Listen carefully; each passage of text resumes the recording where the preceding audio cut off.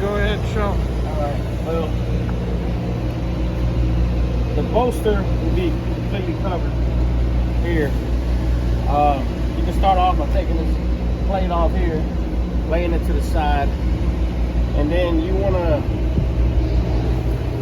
disconnect this marker light right here. Pull some of this plastic covering off. You should have a connection right here. Should pull off right there. With this off, you can figure out which wire you're pulling. Pull it all the way through, so you don't burn the wire when you cut. Pull that off the side. Then you want to try to visualize where this gusset is at. This gusset is going to be right in the center of that main rail. And so, that being right there, you want to cut and expose this part of the bolster. Cut this plate out. So in cutting that plate out, you're just cutting the 2-inch welds every once in a while. So, and then also cut down, not in, because you have the lip on all 3 sides. And whereas you cut in, you'll cut into that metal, versus cutting down, you'll be able just to peel off what you want to cut off. Okay. And then we measured this square here to match that up and try to use the same hole, I guess, in diameter. And so we centered it up as best as we could. We made a template so we can use that same square over and over.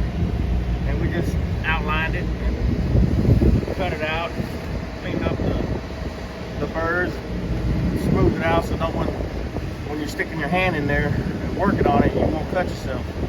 I mean, it's still a little sharp, but it's smooth. I can run my finger on there with no problem. Try to smooth that out, because you got to think that people are going to be working in there. Okay.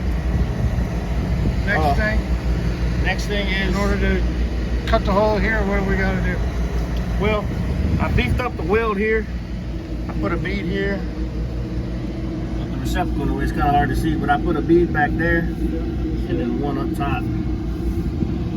Okay. So now, in order to cut that hole out, what do we got to do? Right. Well, have all your wire pulled out, and then have a heat blanket, and or even a plate, a metal plate, something to protect your wires. Have it all bundled up, out of the way. So when the plasma cutter starts to cut the hole, you're not burning the wires. Right. Okay.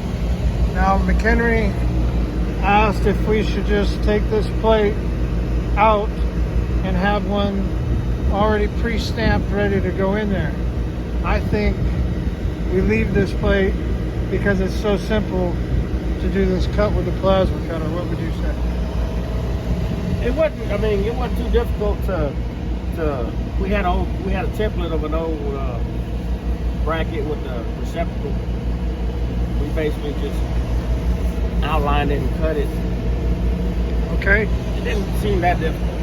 So then, when you get your wire in there. So now, let's fast forward, and if you already had your holes cut and you're ready to feed your wire back through, you got an A or B. You can run a coat hanger through and tie it off before you start cutting, but there's plenty of room. You can see I can grab this end, stick my hand through here,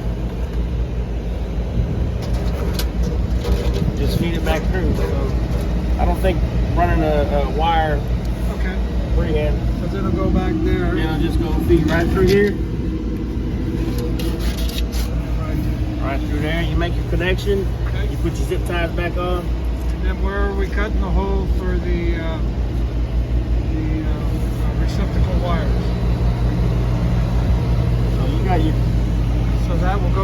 Right, so there's already existing hole. yeah, there's already an existing hole here that we ran the power cable through, and then